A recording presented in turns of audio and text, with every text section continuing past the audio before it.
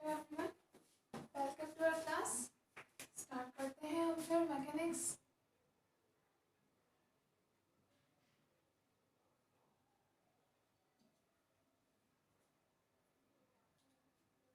Part first.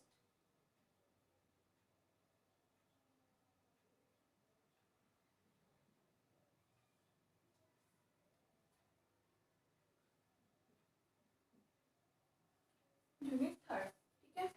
हाँ, तो हमने कल क्या पढ़ा? Damped harmonic oscillation. समझ में आ गया? आज हम थोड़ा फटाफट करेंगे, 2-3 टॉपिक्स को हम कंप्लीट करेंगे यहाँ से, ताकि हमारा डैम्ड हार्मोनिक ऑसिलेशन कंप्लीट हो जाए, ठीक है। डैम्ड हार्मोनिक ऑसिलेशन का आपका बहुत ज़्यादा कुछ बड़ा खासा नहीं है।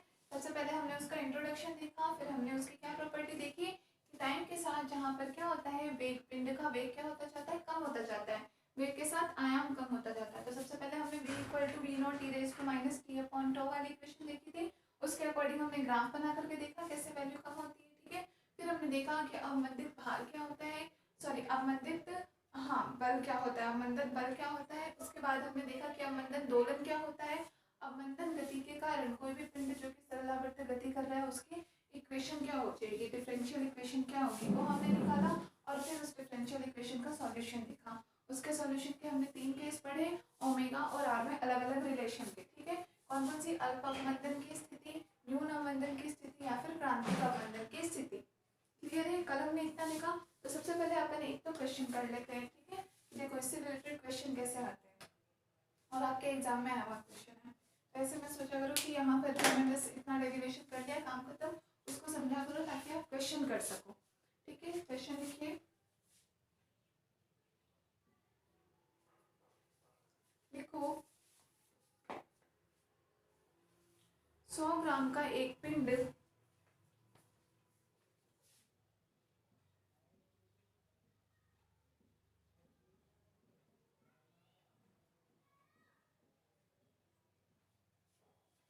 100 ग्राम का एक पिंड स्प्रिंग से लटकाया जाता है। स्प्रिंग से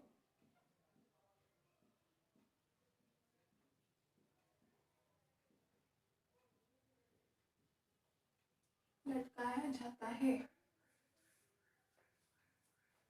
जो उसे 2 सेंटीमीटर, जो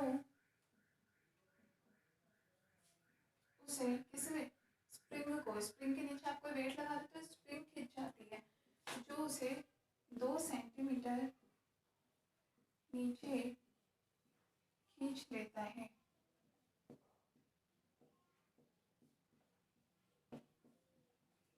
2 सेंटीमीटर नीचे खींच लेता है। यदि स्प्रिंग का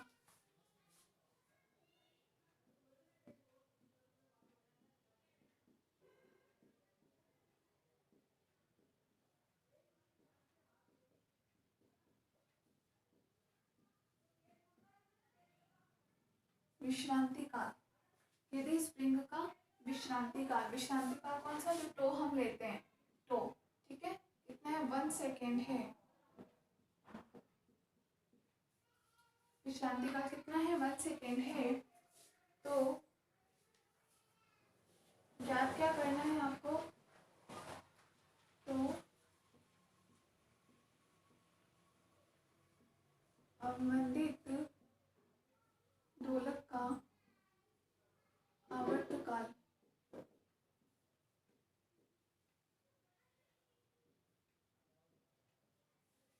याद करो, करो इसे। क्या आया हुआ है आरयू में 2009 में 11, 13, 14 और 17 में 5 बार रिपीट हो रखा है ये क्वेश्चन, और इन्हीं पे बेस्ड है। आपके अवमंदित दोलन के कल जो हमने फॉर्मूले किए थे उन पे ही बेस्ड है। तो इसको सॉल्व करो।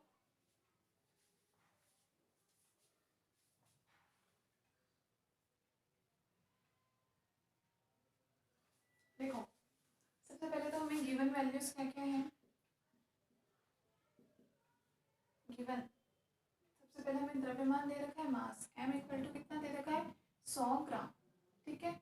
आवर्तकाल अगर पता है हमें, आवर्तकाल अगर ज्ञात करते हैं हम, जो मीटर पर सेकेंड वगैरह में हम ज्ञात करते हैं, ठीक है ना।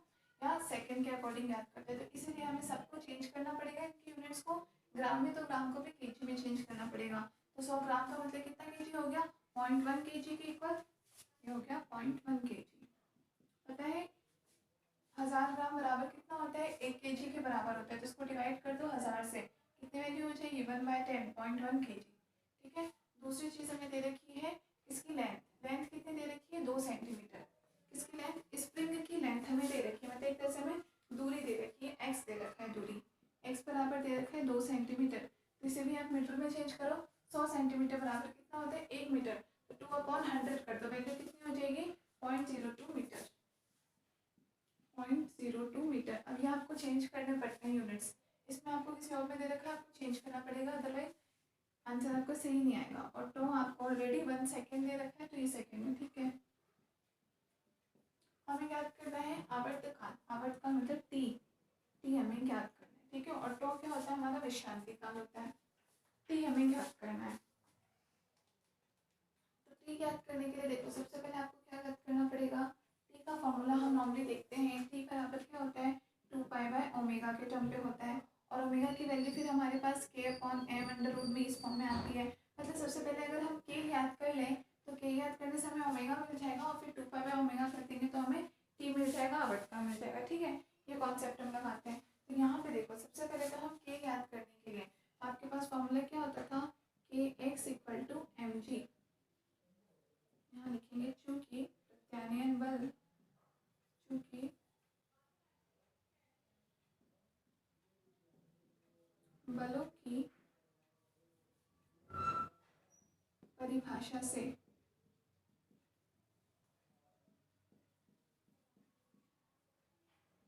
kx = mg, ठीक है। दोनों को हमने बराबर कर लिया, प्रत्यानयन बल और नॉर्मली जो फोर्स लगता है। यहाँ हमने माइनस यूज नहीं किया, माइनस केवल डायरेक्शन बताता है, वैल्यू में नहीं होता माइनस, ठीक है। इसलिए हमने kx = mg के बराबर, यहाँ से अगर हम k की वैल्यू निकालें तो k = कितना हो जाएगा mg/x, m की वैल्यू कितनी है हमारे पास 0.1 kg, g कितना होता है गुरुत्वीय त्वरण, इसकी वैल्यू फिक्स होती है 9.8, इसकी वैल्यू आपको खुद को याद रखनी होती है 9.8। कई बार क्वेश्चन में दिया हुआ हो भी सकता है, कई बार नहीं भी दिया होता है, तो 9.8 और अपॉन में x की वैल्यू हमारे पास है 0.02 मीटर।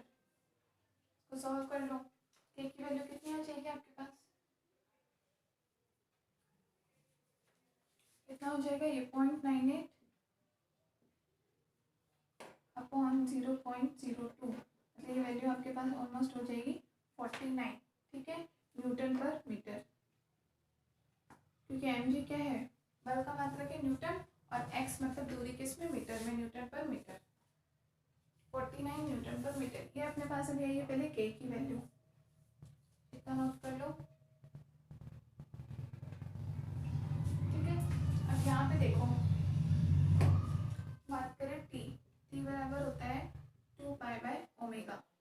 यहाँ हम किसकी बात कर रहे हैं, अवमंदित दोलन की कंडीशन में। तो अवमंदित दोलन की कंडीशन में हमारे पास ओमेगा की वैल्यू क्या होती है 2π/√ओमेगा² r²।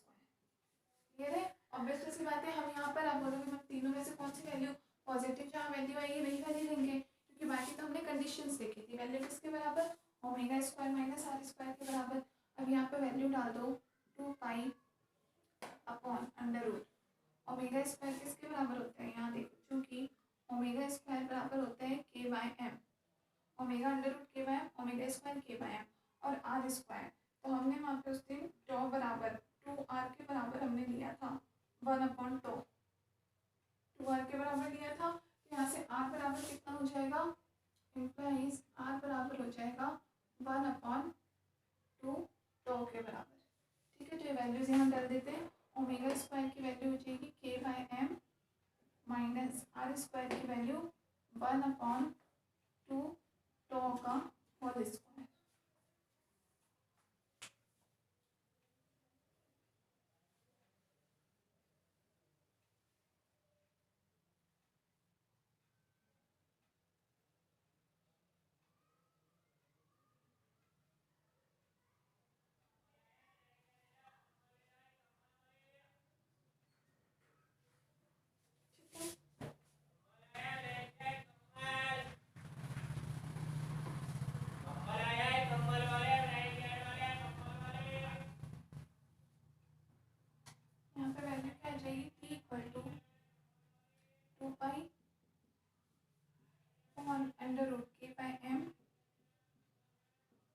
-1/4 टो स्क्वायर, इसकी वैल्यू डाल दो 2 पाई। अब सब यहाँ पे वैल्यू हम पुट कर देते हैं। 2 इंटू पाई कितना हो जाएगा 3.14 डिवाइडेड बाय अंडर रूट के की वैल्यू कितनी है 49 अपॉन एम कितना था हमारे पास 0.1 kg 0.1 माइनस 1/4 इंटू टो की वैल्यू हमारे पास कितनी थी 1 सेकेंड था तो 1 स्क्वायर। इसको सॉल्व कर लो, ये वैल्यू कितनी हो जाएगी आपके पास 6.28 डिवाइडेड बाय अंडर रूट 0.2 पर जाएगा कितना हो जाएगा 490 माइनस 1/4 मतलब 0.25। इसको सॉल्व कर लो 6.28 अपॉन अंडर रूट 490 में से 0.25 माइनस कर दो, वैल्यू कितनी बच जाएगी आपके पास, वैल्यू बच जाएगी आपके पास 489.75 के इक्वल बच जाएगी। ठीक है 489.75, उसका अंडर रूट निकाल लो, इसका अंडर रूट 489 का अंडर रूट आपके पास वैल्यू ऑलमोस्ट कितनी आ जाएगी 22.13 के लगभग 22.13। और इसको सॉल्व करके देख लो, डिवाइड कर लो, फाइनल रिजल्ट आपके पास आएगा लगभग 0.283। आवर्त का है किसमें होगा सेकेंड में 0.283 सेकेंड आंसर। ठीक है, इस टाइप के आपके न्यूमेरिकल्स आते हैं।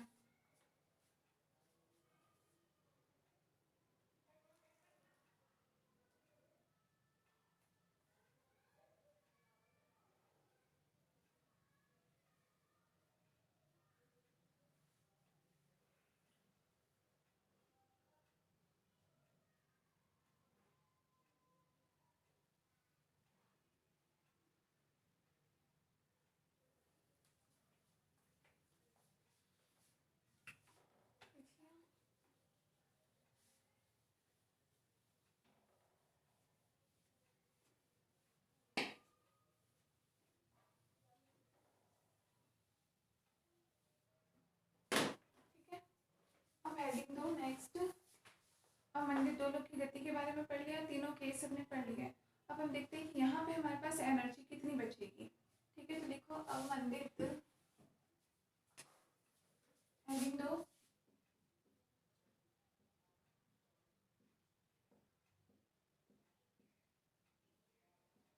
अवमंदित सरल आवर्ती दोलक की ऊर्जा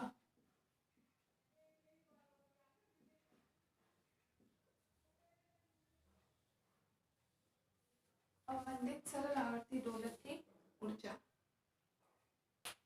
ठीक है, ऊर्जा दोनों टाइप की ऊर्जा पड़ेंगे। यहाँ पे भी वही सेम टोटल ऊर्जा किसके बराबर kinetic energy plus potential energy दोनों के बराबर। तो आपको काइनेटिक एनर्जी भी निकालनी पड़ेगी, पोटेंशियल एनर्जी भी, जैसे हमने सिंपल हार्मोनिक मोशन के लिए पढ़ी थी। अब यहाँ पे हम किसके लिए निकाल रहे हैं अवमंदित के लिए। अवमंदित के लिए आपको पता है हम 3 केस पढ़ चुके हैं। ठीक है, तो नॉर्मल कोई सी भी कंडीशन हो, जैसे भी हमने क्वेश्चन ही किया था, वहाँ हमने under root omega square minus R square use में लिया। ठीक है, तो इन कंडीशंस में क्योंकि हम कौन सी सिचुएशन यूज में लेते हैं अंडर डैम्प्ड कंडीशन में। ठीक है ना, तो आप लोग ये चाहे लिख लेना पैकेट में under damped condition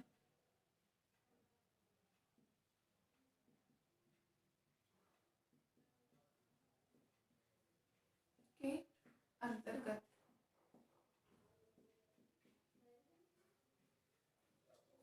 under damped condition के अंतर्गत हम पढ़ेंगे। ठीक है, अब आपके पास देखो सबसे पहले हम शुरुआत कहाँ से करते हैं। हमारे पास x की वैल्यू कहाँ से आई थी, आपके साथ मत करना, एक बार पहले समझ लेना, उसके बाद करते जाना, फटाफट से कर लेंगे। ठीक है, छोटा सा ही टॉपिक है। देखो सबसे पहले तो आप देखो कि टोटल आपके पास विस्थापन की इक्वेशन क्या आई थी। x बराबर कितना है x नॉट e की पावर माइनस आर टी। ठीक है, साइन ओमेगा टी प्लस 5 के बराबर है। आ जाएगी हमारे पास यही वैल्यू आई थी इस कंडीशन में। देखो कल हम लोगों ने सॉल्व कर रखा है अंडर डैम्प्ड कंडीशन में। देखो हमारे पास फाइनल विस्थापन कितना आया था x equal to X naught e की power minus R T sine omega T plus 5 आई थी हमारे पास ये वैल्यू। इक्वेशन नंबर 1 नाम दे देते हैं हम इसको। वैल्यू यही थी ना कल हमारी फर्स्ट कंडीशन जो हमने पढ़ी थी, साइन a प्लस बी में हमने चेंज किया था। ये क्या आया था हमारे पास विस्थापन आया था। लिख लो इसको, ये क्या है विस्थापन है। एक्स हम क्यों यूज में ले रहे हैं, यहाँ से देखो हम करने क्या वाले हैं, हमें क्या पता करना है, ऊर्जा ज्ञात करनी है। ऊर्जा किसके बराबर होती है, गतिज ऊर्जा। देखो आप लोग भी इस तरीके से अप्रोच करने की कोशिश करो, ठीक है ना। ऊर्जा अपने को पता करनी है, ऊर्जा किसके बराबर होती है, kinetic energy plus potential energy दोनों के बराबर। काइनेटिक एनर्जी किसके बराबर लेते हैं, 1/2 mv² के बराबर, और v बराबर क्या होता है, dx/dt होता है। ठीक है, तो हमारे पास x है, अब हम इसका dx/dt ले लेंगे और यहाँ डाल देंगे तो हमारे पास वैल्यू बन जाएगी। ये हम करने वाले, ठीक है। तो उसके लिए हमने x की वैल्यू कौन सी ली, x हमने ले लिया अंडर डैम्प्ड कंडीशन में, हमारे पास जो फाइनल रिजल्ट आया था इसके बराबर। अब यहाँ से आप कर लो dx/dt निकालो, dx/dt बराबर। सॉल्व करके देखो, यहाँ पर x नोट तो कांस्टेंट है, आपके पास ये दो टर्म हो जाएगी। एक बार आपको e की पावर x का करना पड़ेगा और एक बार आपको किसका करना पड़ेगा, साइन का करना पड़ेगा, ठीक है। x नोट बाहर लिख लो, यहाँ पे कर दो e की power -RT as it is, sine omega T का कितना हो जाएगा, cos omega T plus 5 into omega T का फिर करोगे कितना हो जाएगा, omega plus sine omega T plus 5 as it is, e की पावर -RT का कर दो तो e की पावर -RT, और -RT का करोगे तो कितना बच जाएगा, -R। हो गया, क्लियर है।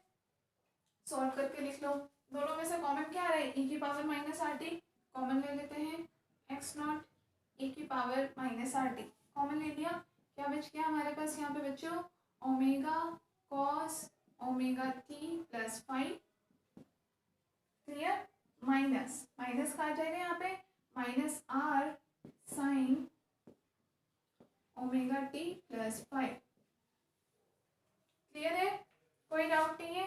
ये हमारे पास वैल्यू आ गई, dx/dt बराबर हम क्या लिख सकते हैं, वेग के बराबर। लिख लिया वेग, इसको आप नाम दे दीजिए कोई इक्वेशन नंबर 2, क्लियर है इतना। अब हम फॉर्मूला लगाते हैं काइनेटिक एनर्जी का, क्योंकि गतिज ऊर्जा इसे ई के से हम प्रदर्शित करते हैं, काइनेटिक एनर्जी किसके बराबर होता है, 1/2 mv² के बराबर, क्लियर है। अब यहाँ पे v की वैल्यू यहाँ पे पुट कर दो, क्या करके, स्क्वायर करके पुट कर देते हैं हम वैल्यू। तो देखो हमारे पास क्या आ जाएगा, ई के इक्वल टू 1/2 m v², इस पूरे का स्क्वायर कर दो, ठीक है। आपके पास कांस्टेंट वैल्यूज क्या आएगी, x नॉट स्क्वायर e की पावर -2RT आ गया, इनटू में क्या आ जाएगा हमारे पास, omega cos omega T plus 5 -R sine omega T plus 5 का होल स्क्वायर। नोटेड, आगे वैल्यू क्लियर, ठीक है, इतना नोट कर लीजिए। और किसी को आगे करने आ रहा हो तो तब तक आगे चलो, करो आप आगे।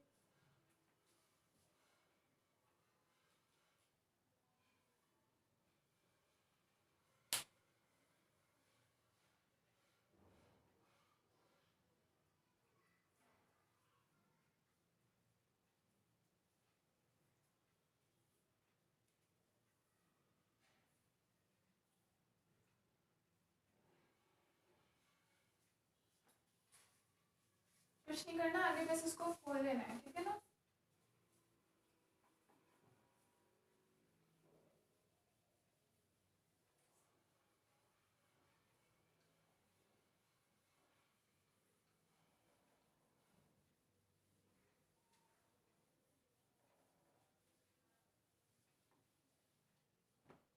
खोल देते हैं, ई के क्या हो जाएगा, 1/2 m x not square e की पावर -2RT, ठीक है। इसे खोलना है तो ये कैसा है, इस पूरे को हम मान लेते हैं a, इस पूरे को हम मान लेते हैं b, तो ये कैसा है, a माइनस बी का whole square. a minus B का होल स्क्वायर का फॉर्मूला क्या होता है, a² प्लस b² -2ab, ठीक है। उस फॉर्मूले से खोल दो, तो देखो a² मैं लिख नहीं रही हूँ फॉर्मूला, ये तो कॉमन फॉर्मूला है, सबको पता होगा, ठीक है। a माइनस बी का होल स्क्वायर, तो पहले a² हम कर लेते हैं, मतलब omega square cos square omega T plus 5, clear है, plus b² r² sine omega T plus 5 minus 2ab 2 omega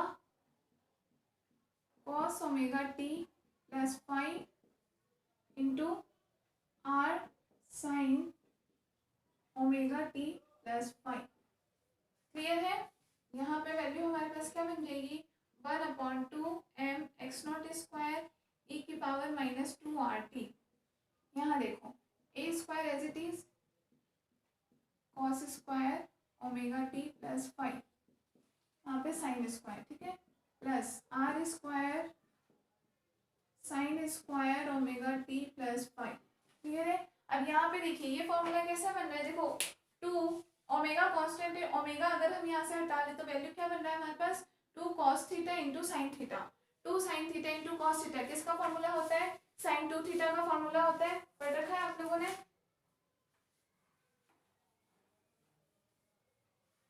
देखो हम यहाँ के लिए फॉर्मूला लगाना चाह रहे हैं, यहाँ के लिए, ठीक है। यहाँ पे हम किस तरीके से लिख सकते हैं, माइनस में ओमेगा, आर तो कांस्टेंट है, ओमेगा और आर पहले ले लो, ठीक है। अब आपके पास ये वैल्यू क्या बच रही है, 2 cos omega T plus five dot sign omega T plus five, ठीक है। 2 cos theta into sine theta किसका फॉर्मूला आता है, साइन 2 थीटा का, तो हम इसे उस फॉर्म में लिख देते हैं, ठीक है। यहीं पे मैं लिख दे रही हूँ, इसका मतलब हम इसे किस फॉर्म में लिख देंगे, साइन 2 थीटा कितना है, ओमेगा टी प्लस फाइव। लिख लो, यहाँ ब्रैकेट में लिख लेना, क्योंकि 2 sin theta cos theta equal to sine 2 theta, ठीक है। तो ये हमारे पास फाइनल वैल्यू किसकी आ गई, काइनेटिक एनर्जी ई के की।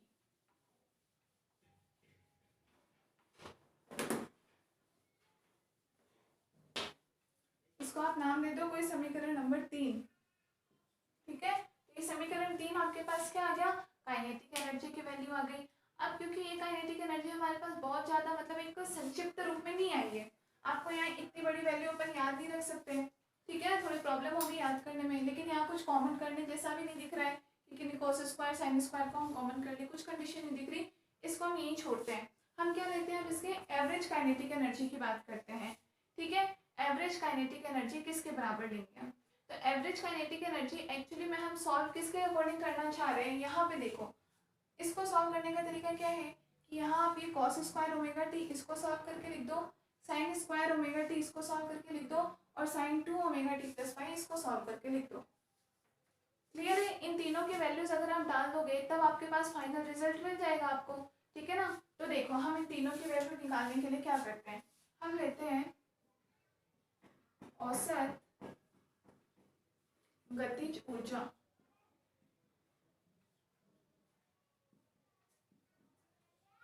औसत गतिज ऊर्जा।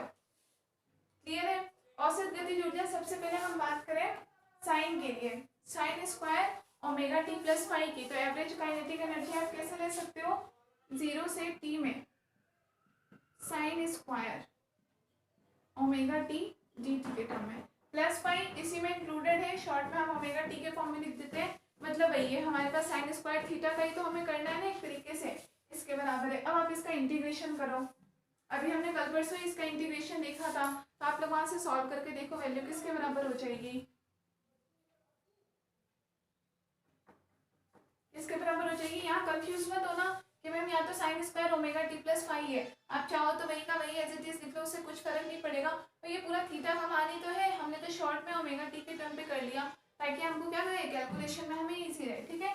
तो इसको इंटीग्रेट करने का तरीका क्या है, सबसे पहले आप चेंज कर लो 0 से t में साइन स्क्वायर ओमेगा टी किसके बराबर हो जाएगा, cos 2 थीटा का फॉर्मूला होता है cos 2 थीटा इक्वल टू क्या होता है 1 माइनस 2 साइन स्क्वायर थीटा, तो यहाँ से आपके पास sine square theta equal to कितना हो जाएगा 1 minus cos 2 theta upon 2। Clear है? वैल्यू हो जाएगी, तो इस फॉर्म में आप वैल्यू डाल दीजिए, क्या हो जाएगा आपके पास 1 plus cos 2 omega T upon 2 into में dt। आगे वैल्यू, अब इसको आगे सॉल्व करके देख लो आप लोग, बस क्या करना है अंदर dt को मल्टीप्लाई कर दो, क्या वैल्यू आ जाएगी आपके 0 से t में 1/2 हम बाहर ले लेते हैं, 1/2 ले लिया बाहर, बच क्या गया यहाँ पर, तो हमारे पास बच गया dt प्लस 0 से t में क्या बच गया हमारे पास, ये cos 2 ओमेगा t dt। दोनों को इंटीग्रेट कर दो, लिख लिया, ऊपर का रफ कर दो। हमें क्या करना है, अभी हमारे पास टोटल एनर्जी, हम इसको भी बता सकते हैं। सिंप्लीफाई करने का तरीका क्या है कि हम इसको सॉल्व करके डाल दें, इसको तीनों की वैल्यूज उसमें पुट कर दें, इसलिए हम एक एक को सॉल्व करने के लिए चल रहे हैं। तो हम इसको ज्ञात करने का तरीका क्या है कि अगर आप एवरेज वैल्यू ले लो इसकी, तो sign square omega T dt को सॉल्व कर सकते हैं इस तरीके से। अब इस इंटीग्रेशन को आगे करो।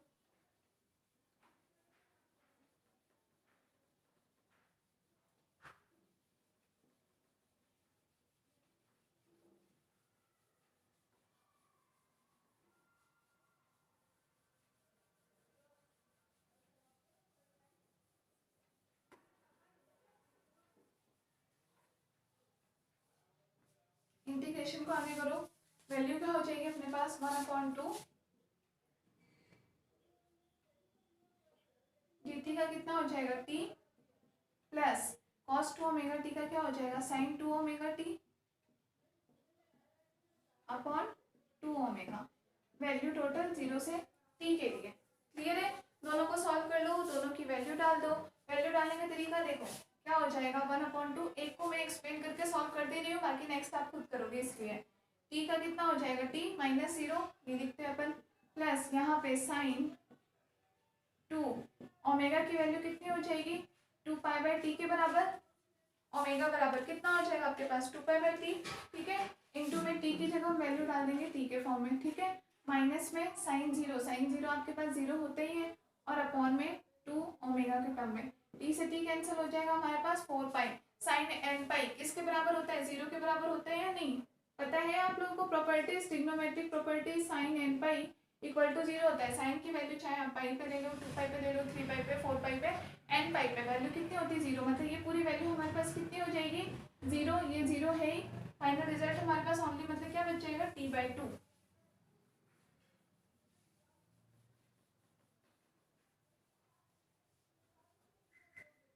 लिख लेना, चूंकि sine n pi equal to 0, उनके लिए लिखना है जिनको बिल्कुल नहीं आता हो इंटीग्रेशन, अदरवाइज मुझे उम्मीद है आप सबको आता होगा ये, तो वैल्यू कितनी हो जाएगी हमारे पास t/2, ठीक है। t/2 किसका इंटीग्रेशन आया है, जब हमने 0 से t में sign square omega t dt का इंटीग्रेशन किया है, 0 से t में sign square omega t dt का इंटीग्रेशन हमने किया है, ठीक है। इसका मतलब बिल्कुल सिमिलर तरीके से हमारे पास जो इक्वेशन नंबर 3 थी, जहाँ हमें वैल्यू डालनी है, एक वैल्यू थी sign square omega t dt, एक सेम वैल्यू थी कॉस स्क्वायर ओमेगा t की, तो कॉस का भी बिल्कुल सेम तरीके से करोगे, कॉस की वैल्यू भी सेम आएगी आपके पास, तो मतलब हम क्या लिख सकते हैं,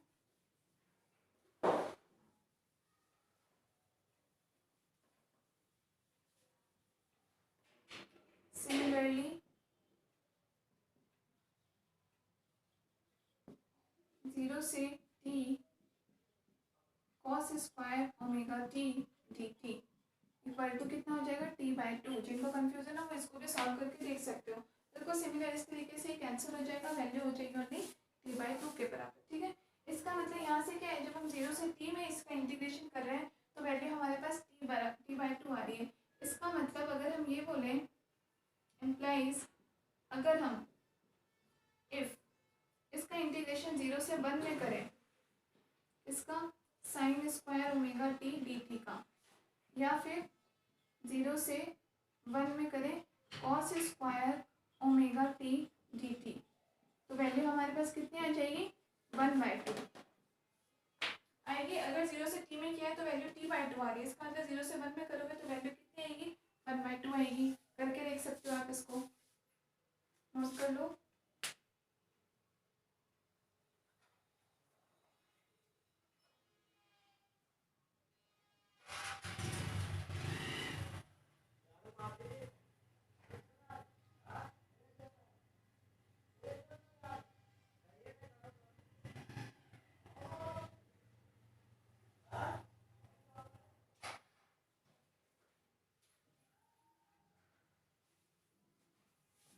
ठीक है, लिख लिया। अब अपने पास साइन का हो गया, कॉस का हो गया। तीसरी टर्म क्या हो रही थी, साइन 2 थीटा की, ठीक है। एक साइन स्क्वायर थीटा था, कॉस स्क्वायर थीटा था, एक था हमारे पास साइन 2 थीटा, इक्वेशन नंबर 3 में। देखो अब हम करते हैं साइन 2 थीटा का।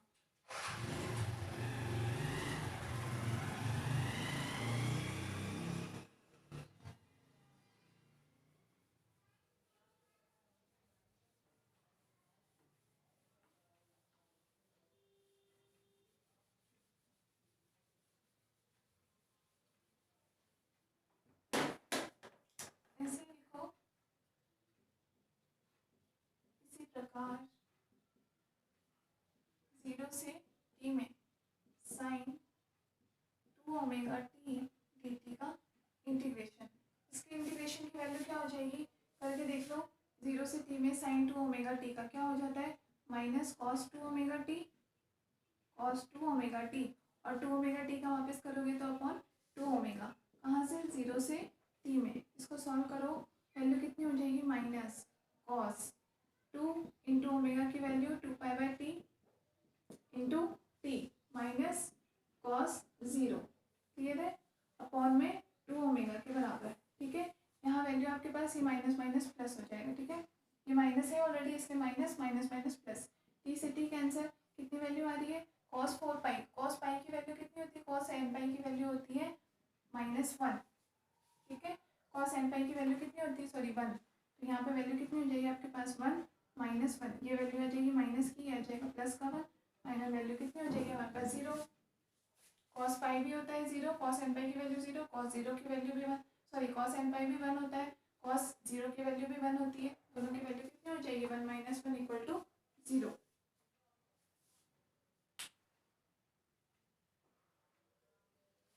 क्लियर है, मैं लिख लेना, चूंकि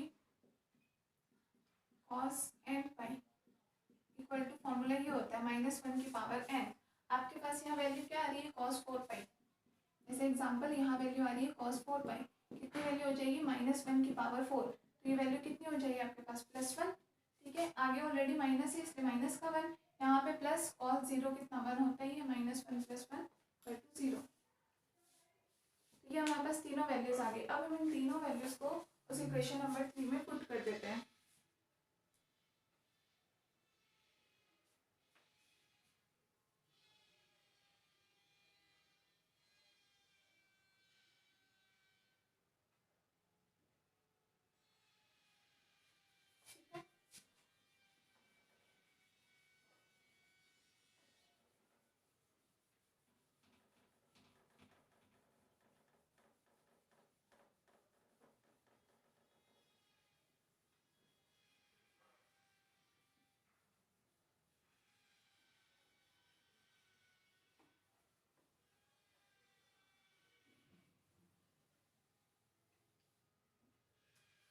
देखो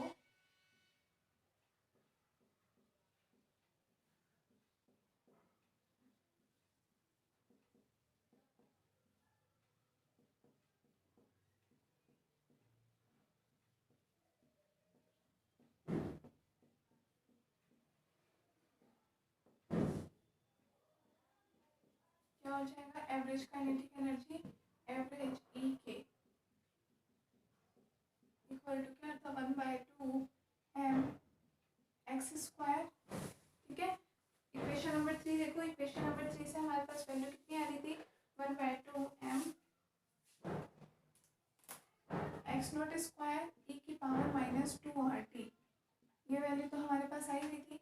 अंदर हमारे पास आ रही थी वैल्यू, एक तो आता sin square omega T plus pi के बराबर, ठीक है। उसके साथ में मल्टीप्लाई हमारे पास कितना आ रहा था, r², तो वैल्यू हमारे पास हमने 0 से t में ली थी, तो वैल्यू t/2, 0 से 1 में यहाँ पे हम इंटीग्रेशन कर रहे हैं 0 से 1 के लिए, कुल एक आवर्तकाल के लिए, तो वैल्यू कितनी हो जाएगी 1/2 के बराबर। तो एक तो हमारे पास आ जाएगा ω²/2 प्लस r²/2 प्लस 0 आ जाएगी वैल्यू। इक्वेशन नंबर 3 देखो, फर्स्ट ω² के साथ मल्टीप्लाई में क्या था, cos² ω t + 5, उसकी वैल्यू 1/2 लिख दी, प्लस r² के साथ मल्टीप्लाई में क्या था, sin² ω t + 5, उसकी वैल्यू लिख दी 1/2 प्लस 0, ठीक है।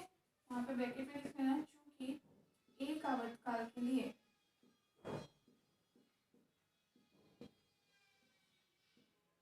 चूंकि एक आवर्तकाल के 0 से 1 sine square omega T D T equal to 0 से 1 cos square omega T D T equal to 1/2।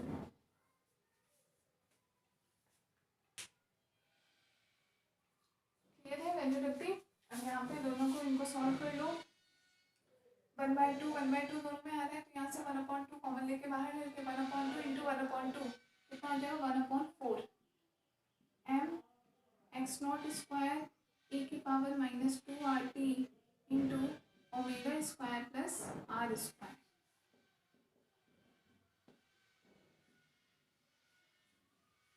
तो बच रहा है omega square plus R square.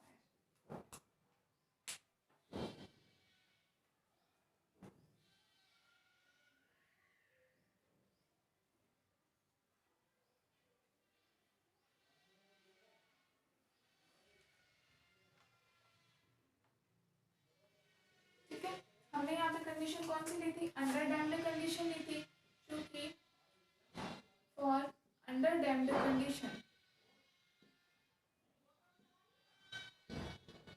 क्या न्यून अवमंदन के लिए अंडर डैम्ड कंडीशन क्या लिया था हमने? R is very very less than omega naught. R is very very less than omega naught था, मतलब यहाँ पे ओमेगा स्क्वायर के कंपेयर में आर स्क्वायर कैसा हो जाएगा? बिल्कुल नेग्लिजिबल। मतलब हम ये मान सकते हैं omega not square plus R square, इसकी वैल्यू हम ऑलमोस्ट इक्वल मान सकते हैं ओमेगा नॉट स्क्वायर के। तो हमारे पास फाइनल रिजल्ट क्या आ जाएगा? ई के equal to 1/4 m omega not square X square e की पावर -2 RT। ये हो जाएगा फाइनल रिजल्ट इक्वेशन नंबर 4। ये हमारे पास है ये एवरेज काइनेटिक एनर्जी किसके लिए? किसी भी अवमंदित सरल आवर्ती दोलक के लिए औसत गतिज ऊर्जा का मान।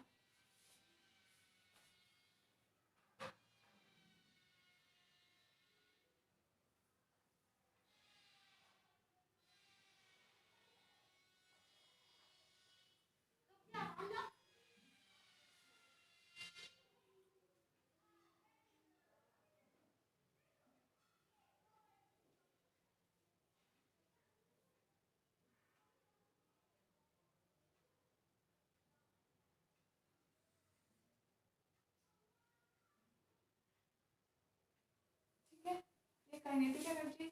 सेम इस तरीके से पोटेंशियल एनर्जी निकाल लेते हैं, फिर टोटल एनर्जी निकालेंगे यहाँ से।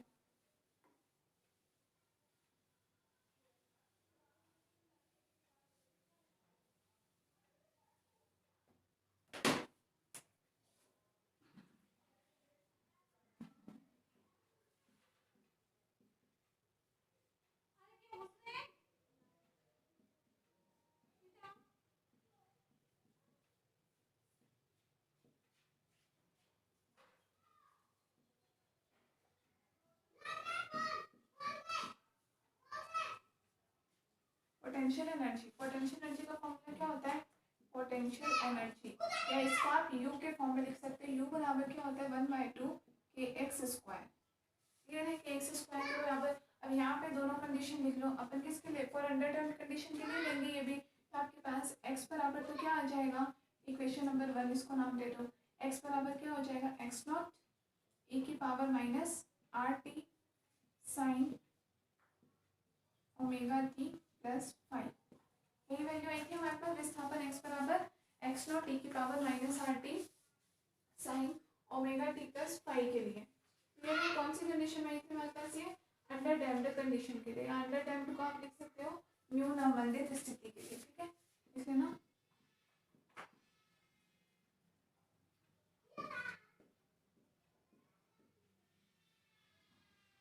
दोनों वैल्यू किसी एक कंडीशन के लिए लेंगे ऑब्वियसली। काइनेटिक एनर्जी इसके लिए तो पोटेंशियल एनर्जी भी इसी के लिए लेंगे। ये वैल्यू तो होगी एक्स की। के की वैल्यू किसके बराबर होती है? देखो ओमेगा बराबर अपन क्या लिखते हैं? √k/m के बराबर होता है। ठीक है, ओमेगा स्क्वायर बराबर क्या हो जाएगा? इसका मतलब k/m के बराबर होता है। तो यहाँ से k बराबर किसके बराबर हो जाएगा? m omega square. k बराबर m ओमेगा स्क्वायर। ठीक है, ये दोनों वैल्यू यहाँ पर डाल दो।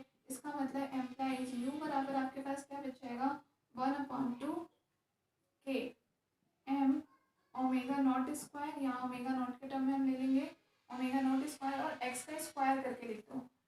पास हो जाएगा एक्स नॉट स्क्वायर ई की पावर -2 RT, ठीक है, इंटू में साइन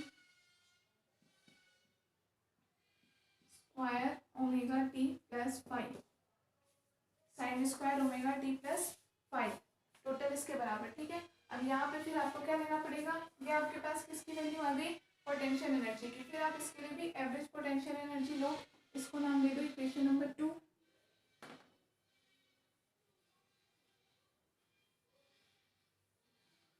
डायरेक्ट आ गया इसका मान, ये ब्रैकेट में इतना शॉर्ट लिख लेना कि के की वैल्यू कहाँ से आती है, यहाँ से एम ओमेगा स्क्वायर। अब हम लिखते हैं औसत स्थितिज ऊर्जा,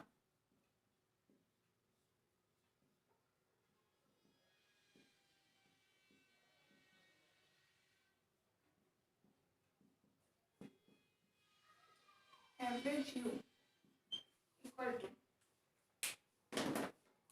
किसके बराबर हो जाएगा, तो ये सब तो कांस्टेंट किया जाएगा बाहर, तो M omega not square X not square E की पावर -2 RT, और एवरेज ले लो आप इसका sign square omega T plus 5 का, और इसका एवरेज जब हमने लिया था इसके बराबर आई थी वैल्यू हमारे पास 1/2 के बराबर आ गई थी। तो देख लो ये वैल्यू हो जाएगी 1/2, किसके बराबर है ये 1/2 के बराबर, बाकी एज इट इज लिख लो 1/2 M omega not square X not square E की पावर -2 RT इंटू 1/2, नोट कर लो।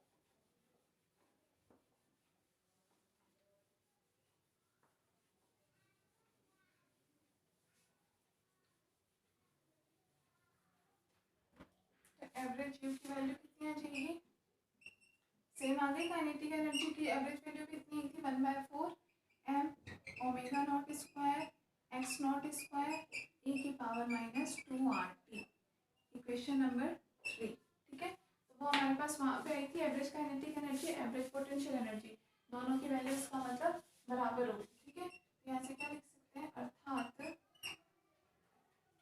किसी अवमंदित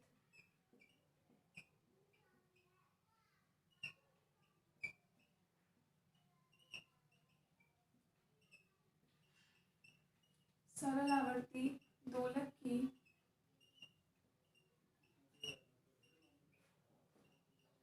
औसत गतिज ऊर्जा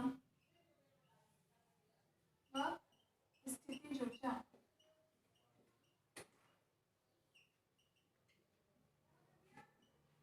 समान होगी।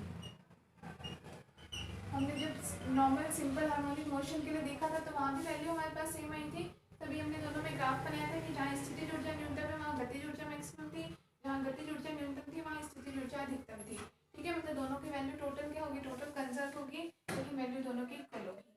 ये वैल्यू आ गई, यहाँ से हम कुल ऊर्जा का मान भी निकाल सकते हैं।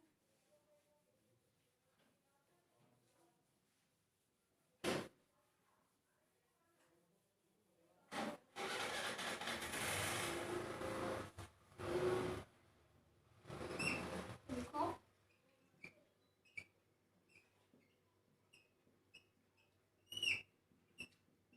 अवमंदित दोलक की कुल ऊर्जा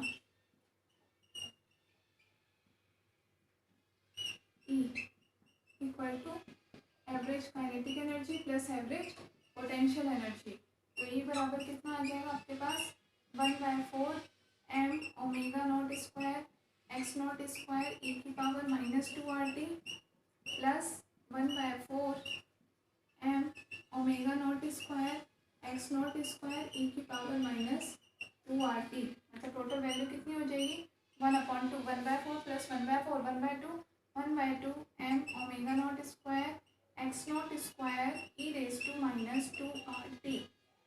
ये है किसी अवमंद एक सरल आवर्ती दोलक की कुल ऊर्जा।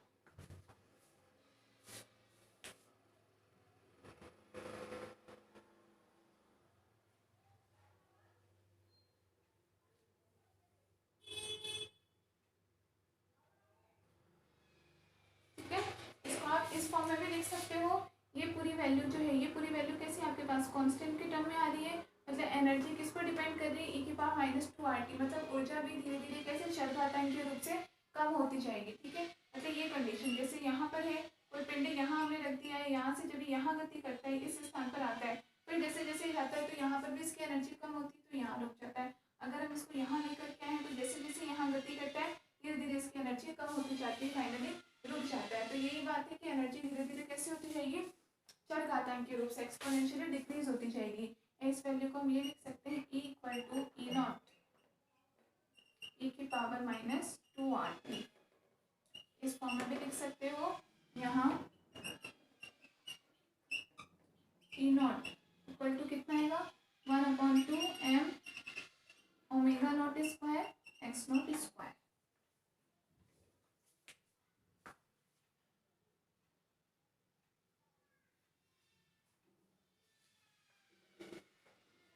ठीक है, ये होती है आपकी अवमंदित सरल आवर्ती दोलक की टोटल एनर्जी।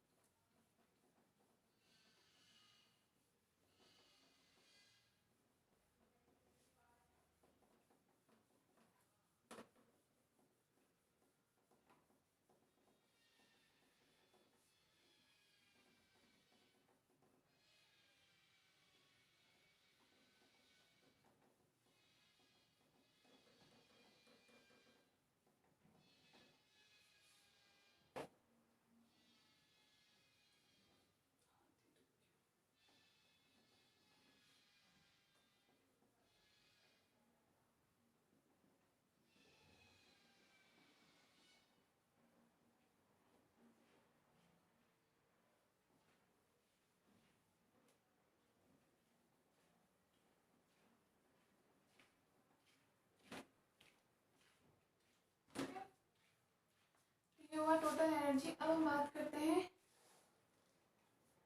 शक्ति क्षय, पावर डिसिपेटिंग। ठीक है, शक्ति में कितनी कमी आती है।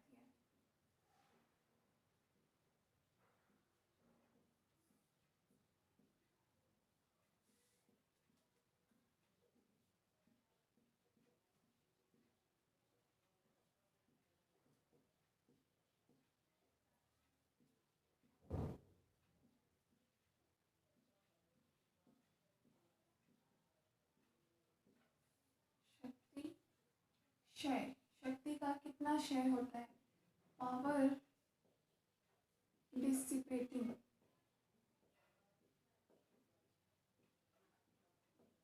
Power dissipation of a simple harmonic damped oscillator, power dissipation of a simple harmonic damped oscillator. ठीक है, इसका मतलब डायरेक्ट मीनिंग क्या होता है, हम ये कह सकते हैं कि टाइम के रेस्पेक्ट में शक्ति में कमी से मतलब है कि टोटल एनर्जी में कितनी कमी आती है।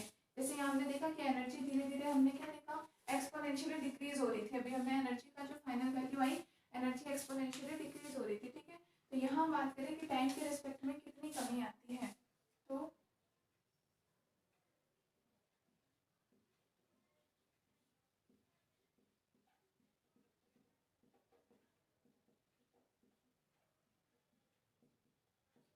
समय के सापेक्ष ऊर्जा में कमी या ऊर्जा का क्षय।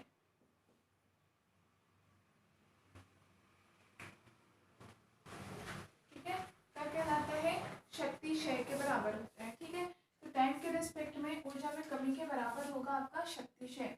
ये लिख लो, शक्तिशय ही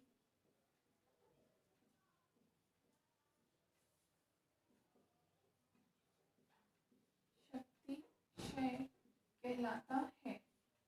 ठीक है, मतलब हम ये कह सकते हैं, अर्थात एवरेज लो ऑफ पावर का ये एवरेज किसके इक्वल आएगा, D upon D T, time के रेस्पेक्ट में एनर्जी में कमी, इसलिए आएगी वैल्यू माइनस। ठीक है, यहाँ नेगेटिव साइन क्या बता रहा है, यहाँ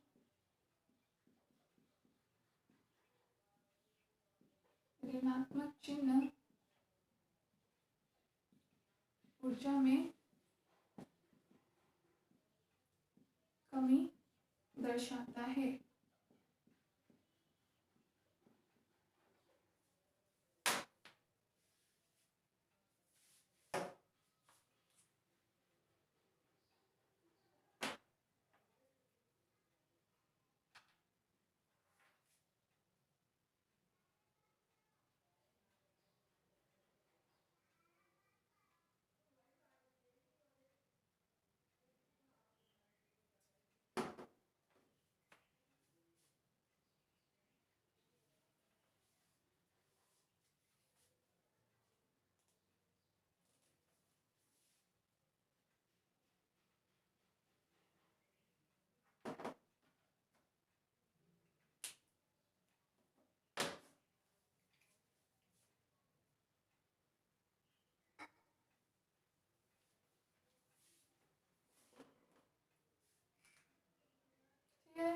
अब यहाँ पे एवरेज ई की वैल्यू कितनी है, अभी हमने पीछे जितनी निकाली है ऊर्जा, यहाँ हम लिखें चूंकि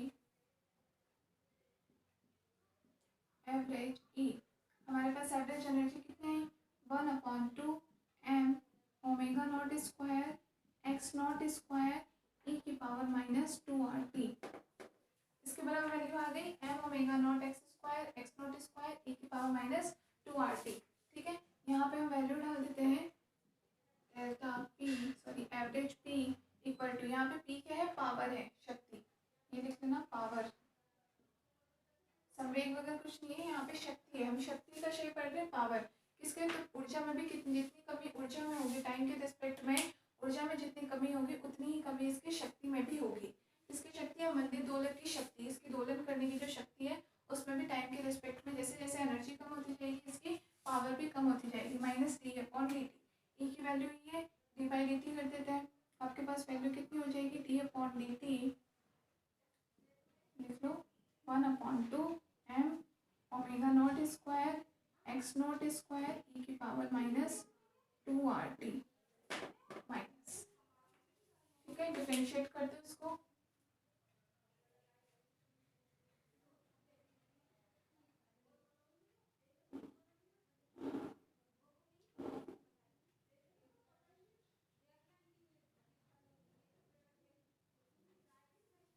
ठीक है, यहाँ से मिटा देते हैं, बस इसको डिफरेंशिएट कर लो।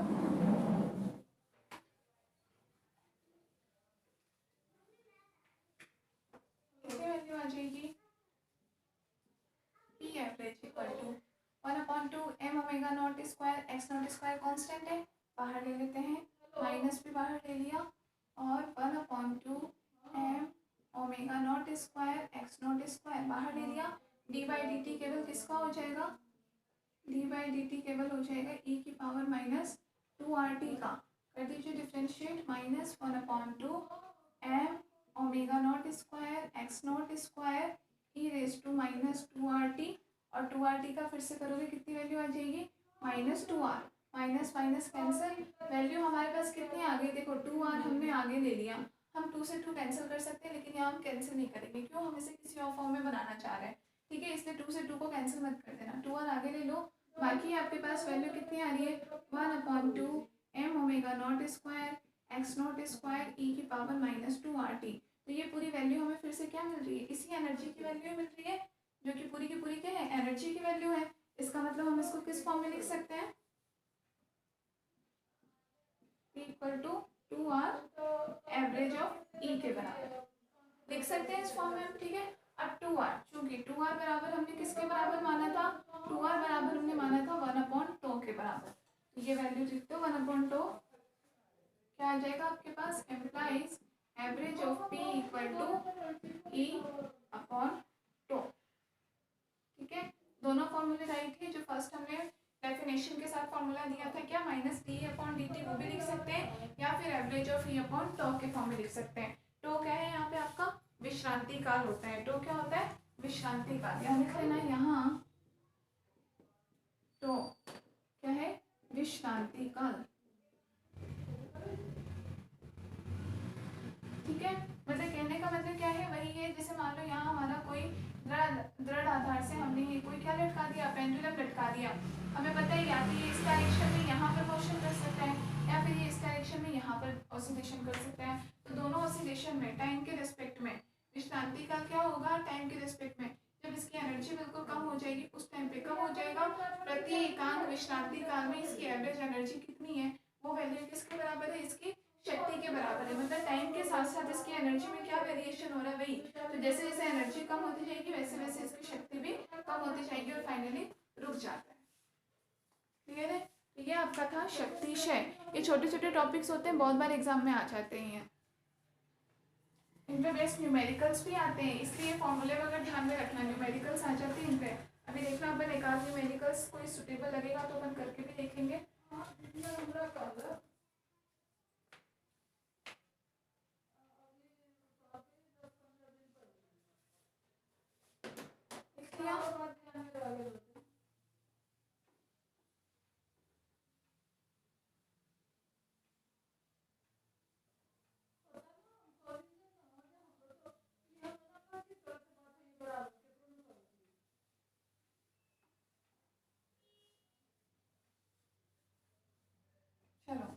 नेक्स्ट हम पढ़ते हैं, एक और आपका टॉपिक होता है इससे रिलेटेड ही, अवमंदित आवर्ती दोलक जो हम पढ़ रहे हैं, सरल आवर्ती दोलक, इससे रिलेटेड एक टॉपिक होता है विशेषता गुणांक, इसका क्वालिटी फैक्टर। क्वालिटी फैक्टर से मतलब एक प्रकार से इसकी दक्षता से होता है कि कोई अवमंदित दोलक कितना दक्ष है। दक्षता से मतलब समझ तो एफिशिएंसी, कितना एफिशिएंट है, कोई वर्क को कितनी एफिशिएंसी के साथ कर सकते हैं, ठीक है। तो उसकी दक्षता, दक्षता ही क्या कहलाती है, उसकी विशेषता गुणांक, एक प्रकार से उसकी विशेषता कितनी है, उसकी क्वालिटी फैक्टर कितनी है। तो नेक्स्ट आप इसमें हेडिंग डालो विशेषता गुणांक।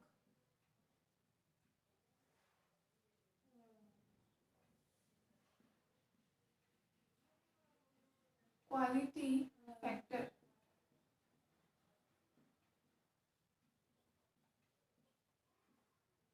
इसलिए इसे किससे प्रदर्शित करते हैं, कैपिटल क्यू से। विशेषता गुणांक कैपिटल क्यू, ठीक है। लिखो इसमें, लिखो किसी दोलित्र की दक्षता को, किसी दोलित्र की दक्षता, किसी दोलित्र की दक्षता को एक राशि, एक राशि जिसे विशेषता गुणांक कहा जाता है, जिसे विशेषता गुणांक कहा जाता है, से व्यक्त करते हैं, से व्यक्त करते हैं।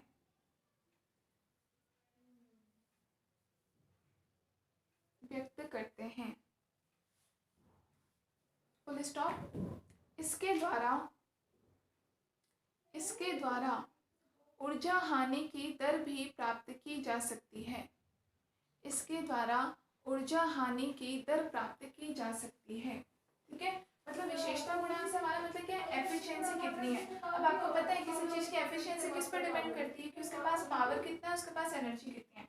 जैसे हम मान लो सुबह सुबह कोई काम करना शुरू करते हैं, ठीक है, ऑफिस जाना होता है जैसे, तो हम क्या करते हैं, सुबह के टाइम बिल्कुल एनर्जेटिक होते हैं, एफिशिएंट होते हैं। क्यों, तब हमारे अंदर एनर्जी खूब होती है, हम ठीक है ब्रेकफास्ट करके जाते हैं, आराम से काम करते हैं। जैसे जैसे थोड़ा दिन का टाइम होता है, थोड़ा सा हमारी एफिशिएंसी कम हो जाती है, शाम होते होते तक थोड़ी और एफिशिएंसी, जैसे रात को ट्रैफिक वगैरह के थ्रू वापस हम घर आते तब तक हम क्या होते हैं, बिल्कुल ही बिल्कुल सुस्त हो जाते हैं। क्यों, तब तक हमारी एफिशिएंसी बिल्कुल कम हो जाती है। अब एफिशिएंसी कम होने से मतलब क्या हुआ, कि वहाँ हमारी ऊर्जा कम हो गई है बिल्कुल काम करने की, ऊर्जा बिल्कुल खत्म हो जाती है तो एफिशिएंसी खत्म हो जाती है। तो एक तरीके से विशेषता गुणांक पता करना, जिसको हम इसकी दक्षता कह रहे हैं, तो इसका मतलब आप दक्षता से ये पता कर सकते हो कि उसकी एनर्जी जो कम हो रही है। ये तो आपको पता है, अभी हम पहले पढ़ चुके हैं, एनर्जी कम हो रही है, इस वजह से हमारे पास शक्ति क्षय आ रहा है। लेकिन एनर्जी कम होने की दर क्या है, किस दर के साथ, किस रेट के साथ एनर्जी कम हो रही है, ये हम पता कर सकते हैं। ठीक है, नेक्स्ट लाइन से लिखिए।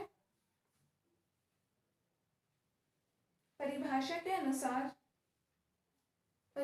के अनुसार किसी दोलक का विशेषता गुणांक, किसी दोलक का विशेषता गुणांक दोलक द्वारा संग्रहित माध्य ऊर्जा, दोलक द्वारा संग्रहित माध्य ऊर्जा तथा एक आवर्तकाल में माध्य ऊर्जा की हानि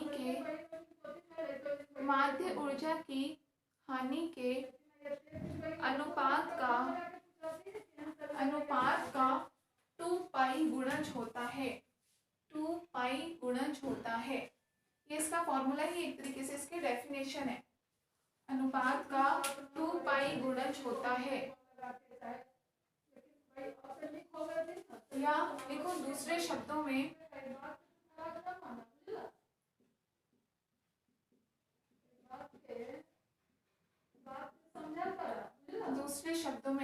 क्या लिख सकते हो, लिखो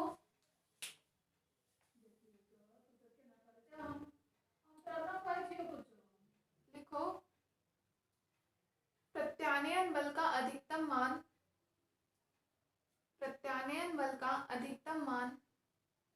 तथा अवमंदक बल का अधिकतम मान। प्रत्यानयन बल का अधिकतम मान तथा अवमंदक बल का अधिकतम मान का अनुपात विशेषता गुणांक कहलाता है। विशेषता गुणांक कहलाता है किन दोनों का?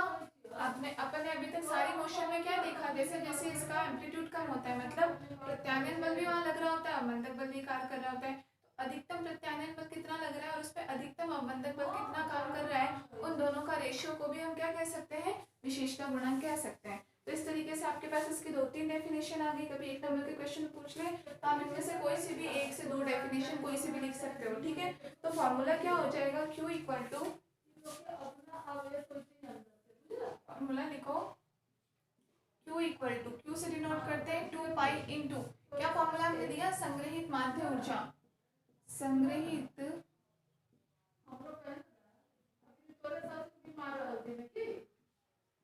माध्य ऊर्जा, संग्रहित माध्य ऊर्जा, और अनुपात हमने क्या कहा, एक आवर्तकाल में ऊर्जा हानि।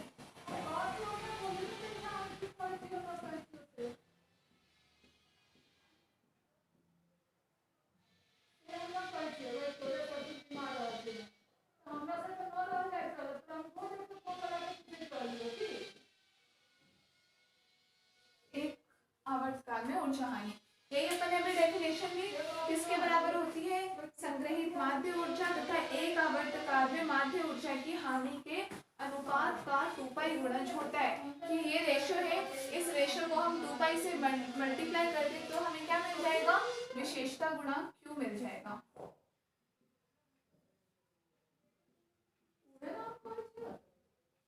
विशेषता गुणांक Q के बराबर हो जाएगा।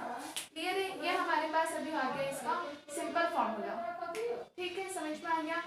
दूसरे रूप में हम इसको क्या लिख सकते हैं, Q इक्वल टू, हमने क्या किया, ऊर्जा हानि की दर भी हमें यहाँ से पता चल जाती है, 2 पाई इंटू, हमारे पास एक तो क्या है, संग्रहित माध्य ऊर्जा, मतलब माध्य ऊर्जा हमारे पास होगी ये एवरेज की।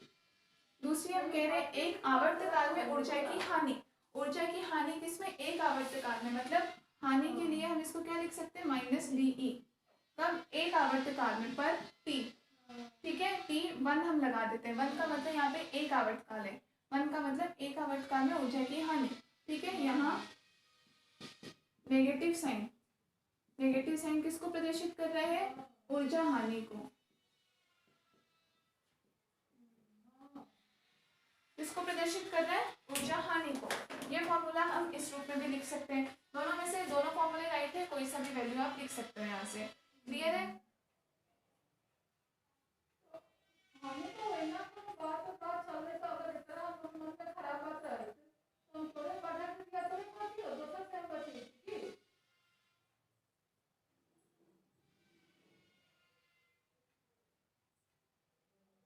ठीक है, लिख लिया। दूसरी चीज यहाँ पे आप चाहो तो इसको इस फॉर्म में भी लिख सकते हैं, कैसे, या और हम इसे ये भी लिख सकते हैं Q equal to 2 pi into average E है। यहाँ हमारे पास क्या आ रहा है, ऊर्जा की हानि के बराबर। ऊर्जा की हानि अभी हमने क्या पढ़ा, P की वैल्यू हमने किसके बराबर पढ़ी, -d/dt।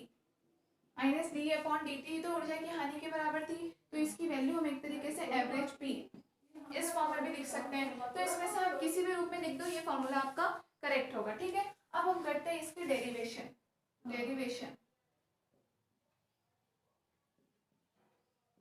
मतलब हम सूत्र व्युत्पन्न करते हैं इसका किस तरीके से। तो सबसे पहले देखो यहाँ पर E की वैल्यू है, E बराबर हमारे पास क्या आया था, E बराबर, चूंकि टोटल एनर्जी हमारे पास कितनी है, ये E बराबर हमारे पास आया है 1/2 m x0² ω0² e की पावर -2 RT।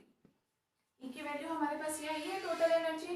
ठीक है, यहाँ हम क्या लिख सकते हैं, टोटल एनर्जी, कुल ऊर्जा,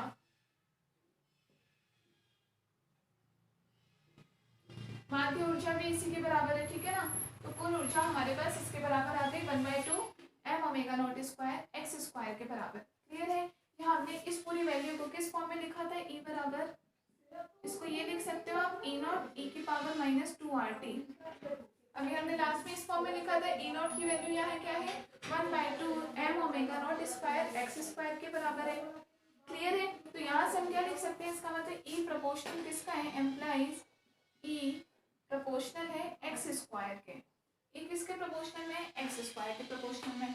ठीक है, अब हमें तो क्या निकालना है यहाँ पे वही, कि यहाँ पे इसकी एनर्जी में कितनी कमी हो रही है, मतलब -d/dt हमें यहाँ से लेना है। E की वैल्यू है d/dt, अपन कर सकते हैं। इतना नोट कर लिया आपने।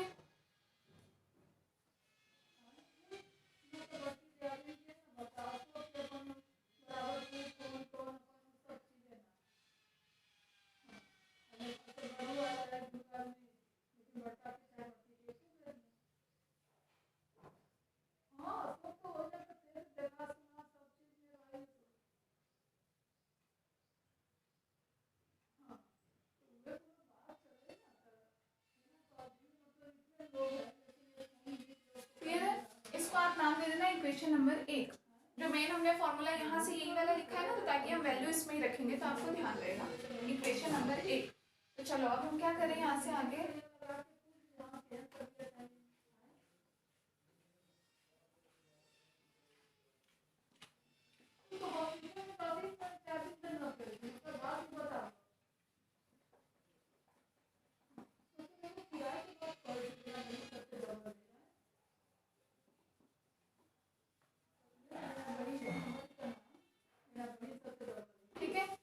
वैल्यू है d/dt, निकाल लो d/dt। अभी जैसे हमने पीछे निकाला था सेम आ जाएगी वैल्यू 1/2 m ω0² x²। मुझे तो यहाँ बोलते बोलते मेरी वैल्यू याद हो जाती है, e की पावर -2 RT, इसका वापस कर दोगे -2 R। क्लियर है? d/dt की वैल्यू हमारे पास इस फॉर्म में आ गई। यहाँ से हम अगर ऑलरेडी de निकालना चाहें, de बराबर कितना आ जाएगा, देखो 1/2, ठीक है, इंटू में 2R m ω0² x² e की पावर -2 RT। dt यहाँ ले लेते हैं माइनस के साथ, ये जो माइनस था उसको हम dt के साथ ले लेते हैं -dt के फॉर्म में। क्लियर है? इस पूरी वैल्यू का आप किसके बराबर मान सकते हो, E0 के बराबर मान सकते हो। यहाँ पे आप 2 से 2 चाहो तो कैंसिल भी कर सकते हो। वैल्यू किसके बराबर हो जाएगी आपके पास, E0 के बराबर। ठीक है, यहाँ से डायरेक्ट आप एक तरह से ये मान लो, E0 का कर लो डायरेक्ट, तो आपको कुछ कंफ्यूजन नहीं होगा। एक मिनट रुकना, ये जो हमने E0 के फॉर्म में लिया है ना, इस फॉर्म में ही कर लेते हैं। E0 as it is e की पावर -2 RT -2 R। अब ठीक है, तो यहाँ से d बराबर कितना हो जाएगा, E0 2R e की पावर -2 RT इंटू में -dt। ठीक है, ये हमारे पास टोटल एनर्जी की वैल्यू आ गई। अब यहाँ पर हमने क्या लिया था, अभी जैसे हमने फॉर्मूले में देखा एनर्जी का एक आवर्तकाल में ऊर्जा हानि के बराबर हमने लिया था, तो हम क्या ले, चूंकि एक आवर्तकाल में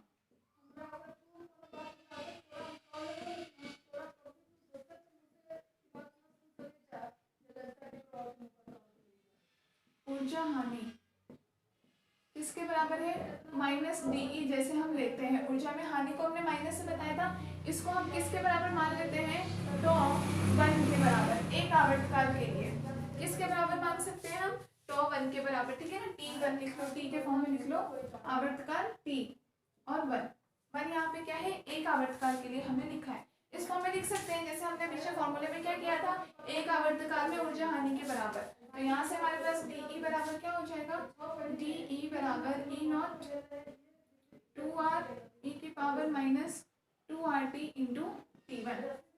क्लियर है, दोनों वैल्यूज को हम डाल देते हैं समीकरण नंबर 1 में।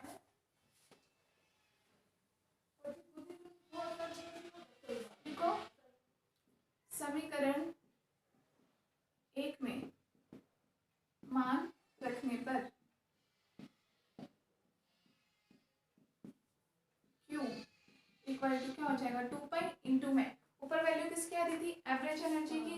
एवरेज एनर्जी की वैल्यू हमने कितनी ली थी, E0 e की पावर माइनस 2RT, ठीक है। अपॉन में वैल्यू किसकी थी, एक आवर्तकाल में ऊर्जा हानि, इसके बराबर थी ऊर्जा हानि माइनस टी की वैल्यू, माइनस टी हमने किस में T1 के रूप में ले ली, तो ये वैल्यू कितनी बच गई हमारे पास, E0 इंटू 2R e की power minus 2RT into T1 के फॉर्म में। यहाँ आपका E0 से E0 कैंसिल, e की पावर माइनस 2RT से e की power minus 2RT cancel. Clear है, तो वैल्यू हमारे पास फाइनल कितनी बच गई, यहाँ से 2 pi upon 2R into T dash. Q बराबर कितना बच गया, 2 pi upon 2R into T dash. इतना नोट कर लीजिए पहले।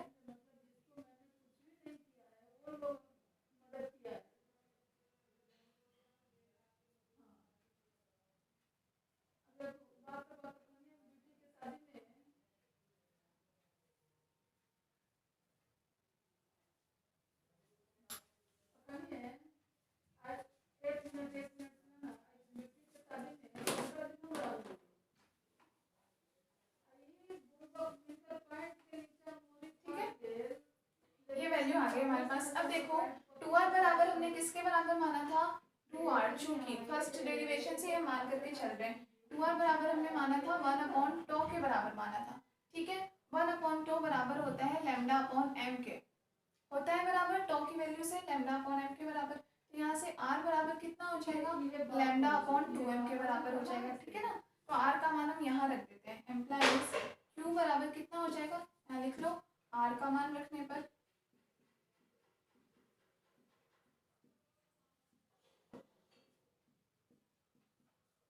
R का मान रखने पर Q बराबर कितना हो जाएगा, 2 पाई अपॉन 2R की वैल्यू 2 इंटू R की वैल्यू रख दो lambda upon 2m into T dash, 2 से 2 कैंसिल, तो फाइनल वैल्यू कितनी आ जाएगी, Q equal to 2 pi m upon lambda into T dash. अब ये सारे के सारे इसके फॉर्मूले हैं। Q की वैल्यू एक तरीके से आ गई है, डिपेंड करती है, कभी कोई न्यूमेरिकल है, आपको न्यूमेरिकल में क्या वैल्यू दे रखी है, इन टाइप की वैल्यूज दे रखी हो, एम वैल्यू दे रखी हो, लैम्डा दे रखी हो, तो आप ये मान लिख सकते हो। अगर कुछ और वैल्यूज दे रखी हो तो हम इसको थोड़ा और सॉल्व कर सकते हैं। और सॉल्व करने का तरीका यहाँ पर क्या है कि देखो यहाँ पर आपके पास वैल्यू कितनी आ रही है, 2 पाई अपॉन टी डैश के बराबर, 2 पाई अपॉन टी डैश किसके बराबर होता है, ओमेगा के बराबर। तो हम लिख लेते हैं चूंकि ओमेगा नॉट बराबर ओमेगा नॉट डैश मान लेते हैं, क्योंकि अपॉन में टी डैश आ रहा है, तो वैल्यू कितनी है, 2 पाई अपॉन टी डैश मान सकते हैं। तो यहाँ से आपके पास तब Q का मान कितना आ जाएगा, omega naught dash into M upon lambda, ठीक है। तो ओमेगा अगर फ्रीक्वेंसी दे दी हो तो आप इस फॉर्म में ओमेगा के फॉर्म में भी वैल्यू ले सकते हो। क्लियर है, यहाँ से नोट कर लो।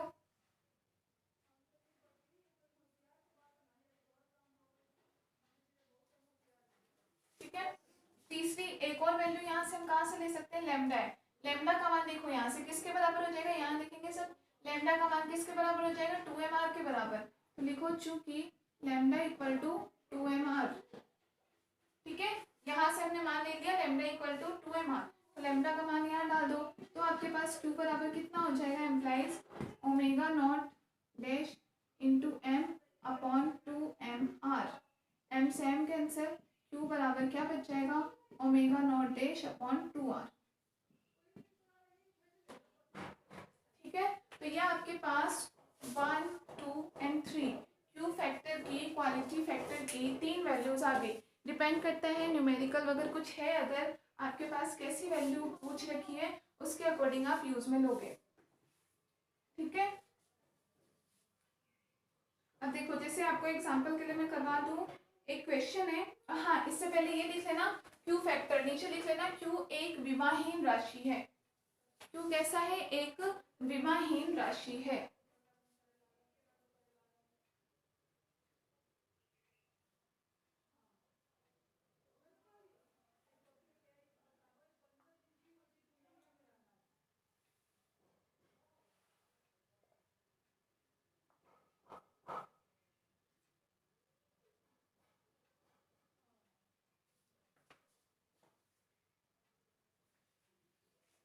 ठीक है, लिख लिया। चलो इस पे बेस्ड फटाफट से एक न्यूमेरिकल देख लेते हैं, तो उससे आपको क्लियर हो जाएगा। बड़ा अच्छा न्यूमेरिकल है, आपके आरयू में आया हुआ है। लिखेंगे क्वेश्चन,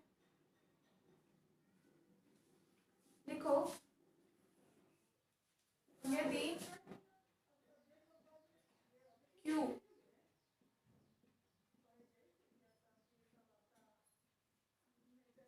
विशेषता गुणांक हो तो कहो यदि विशेषता गुणांक हो तो सिद्ध करो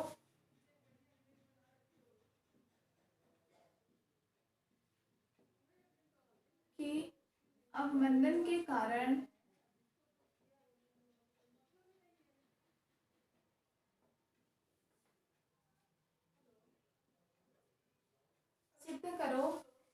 अवमंदन के कारण किसी दोलक की आवृत्ति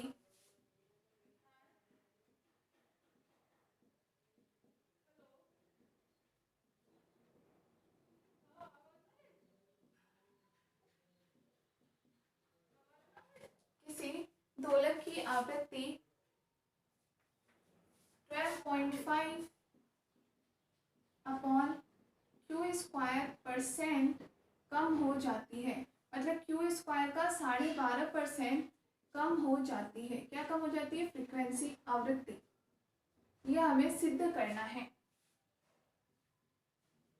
बड़ा अच्छा क्वेश्चन है और आपके लेटेस्ट आया हुआ है, आपके एग्जाम में 2015 में आया था, फिर 18 में भी आया हुआ है। आरयू 2015 में और 2018 में क्वेश्चन रिपीट हो रखा है और अच्छा क्वेश्चन है। करो।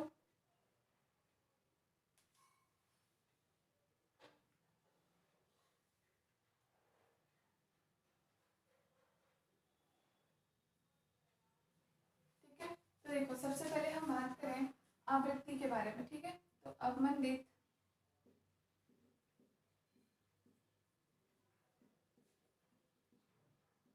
सरल आवर्ती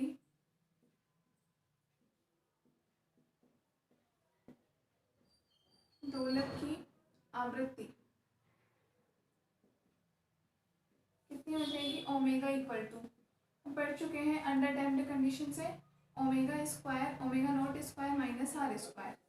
क्लियर है? Omega not square minus R square के बराबर होती है फ्रीक्वेंसी। इसको थोड़ा हम सॉल्व कर लें। ओमेगा स्क्वायर बराबर कितना हो जाएगा? Omega not square minus R square से। ठीक है, ओमेगा नॉट स्क्वायर से दोनों तरफ डिवाइड कर दो सबको, तो यहाँ वैल्यू हो जाएगी omega square upon omega not square बराबर 1 minus R square upon omega not square. Clear है? इस फॉर्म में हमने चेंज कर दिया। अब अभी हमने क्यू का वैल्यू क्या देखा, इसको आप नाम दे दो कोई, ये इक्वेशन 1 है, इसको नाम दे देते हैं हम इक्वेशन नंबर 2। ठीक है, क्वालिटी फैक्टर का हमने फाइनल वैल्यू क्या पढ़ा? Q equal to omega naught upon 2r के बराबर। तो चूंकि विशेषता गुणांक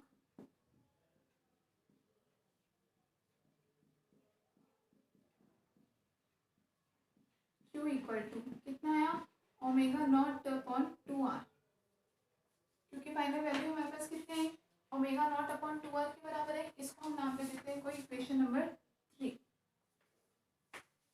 ठीक है, तो यहाँ से आप किसका वैल्यू निकाल सकते हो, r का मान हम यहाँ से निकाल लें तो r बराबर यहाँ से क्या हो जाएगा, r इक्वल टू हो जाएगा ओमेगा नॉट अपॉन में 2q के बराबर। ठीक है, r की वैल्यू हो जाएगी ओमेगा नॉट अपॉन 2q। अब r स्क्वायर अगर हम यहाँ पे पुट कर देते हैं तो हमारे पास क्या रिजल्ट आ जाएगा, omega square upon omega not square, समीकरण 2 से omega square upon omega not square equal to 1 minus 1 upon omega not square, R square की वैल्यू यहाँ से डाल दो, omega not square upon 4q square. ठीक है, ओमेगा स्क्वायर से ओमेगा स्क्वायर कैंसिल, वैल्यू आ गई 1 माइनस 1 अपॉन 4q स्क्वायर। इसके बराबर आ गया omega square upon omega not square के। इतना नोट कर लो।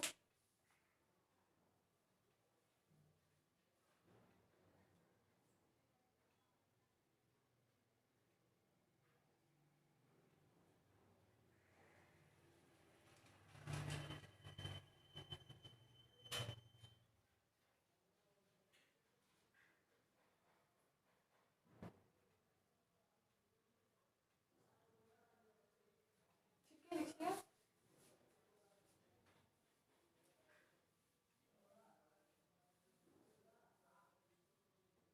ये तो हमारे पास यहाँ से क्या आ गया, omega square upon omega not square equal to 1 minus 1 upon 4q square. ठीक है, यहाँ से दोनों तरफ हम अंडर रूट कर दे, वर्गमूल लेने पर लिख लेते हैं, वर्गमूल लेने पर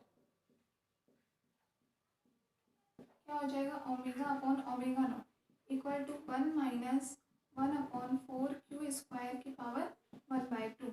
अब इसको अपन एक्सपेंड कर सकते हैं कैसे, क्योंकि 1 प्लस एक्स की पावर n, इसको कैसे बोलते हैं अपन, 1 plus N X plus dot dot dot, इस तरीके से। ठीक है, तो यहाँ पे प्लस की जगह माइनस है, पावर n है, तो इसको अपन क्या लिख सकते हैं, omega upon omega naught equal to, देखो 1 की जगह 1, माइनस है तो यहाँ पे माइनस आ जाएगा, प्लस की जगह एक्स, एक्स की वैल्यू कितनी है हमारे पास 1 अपॉन, इसको हमने खोला किस तरीके से 1 प्लस एन एक्स में, तो यहाँ पे खोलो इसको 1 प्लस की जगह माइनस, एन की वैल्यू कितनी है 1/2 इंटू एक्स की वैल्यू कितनी है 1/4q स्क्वायर, मतलब ये वैल्यू कितनी हो जाएगी हमारे पास 1 minus 1/8q square, 1 minus 1/8q square. यहाँ से हम 1/8q स्क्वायर की वैल्यू कितनी ले लेंगे, 1/1 minus 1/8q square equal to, इसको इधर ले गए और ओमेगा माइनस ओमेगा नॉट को इधर ले जाओ, तो वैल्यू हो जाएगी 1 minus omega upon omega not. ठीक है, 1/8q स्क्वायर को इधर ले आए और ओमेगा अपॉन ओमेगा नॉट को उधर ले गए।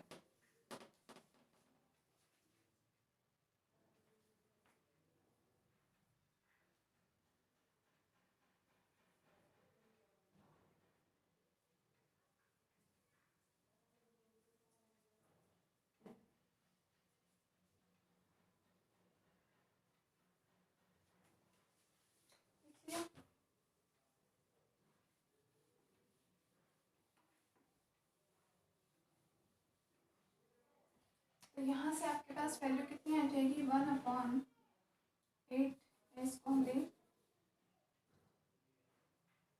1/8q स्क्वायर इक्वल टू, इनको मल्टीप्लाई कर लो, omega not minus omega upon omega not के बराबर। ठीक है, दोनों तरफ हमें किस में लेना है, परसेंटेज कम हो जाती है, मतलब परसेंटेज में लेना है हमें, तो हम क्या लेंगे, प्रतिशत में लेने पर,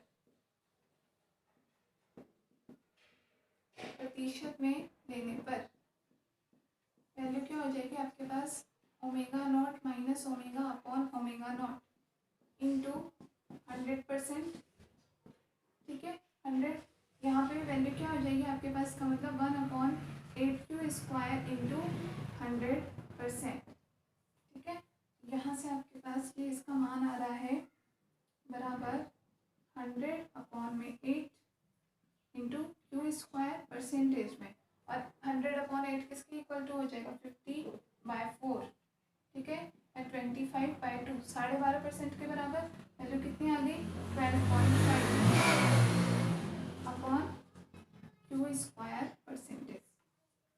ये प्रूफ करना था हमें कि आवृत्ति इतनी कम हो जाती है, तो आवृत्ति में कमी है परसेंटेज में, omega not minus omega upon omega not into 100% equal to 12.5%। Hence proof.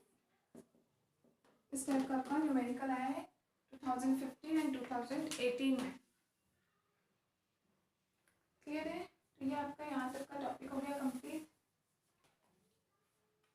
Damped harmonic oscillation से रिलेटेड। इससे रिलेटेड और कोई न्यूमेरिकल्स हो आप लोग भी करके देख लेना।